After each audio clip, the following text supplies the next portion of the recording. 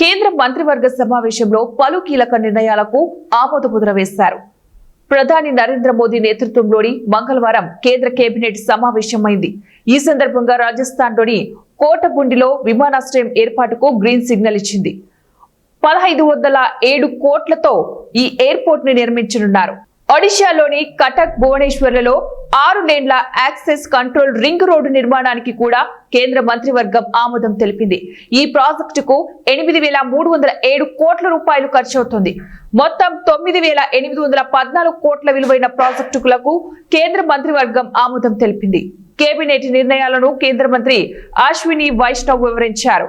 రాజస్థాన్ ప్రభుత్వం కోటబుండి విమానాశ్రయానికి ఉచితంగా భూమిని ఇస్తుందని తెలిపారు.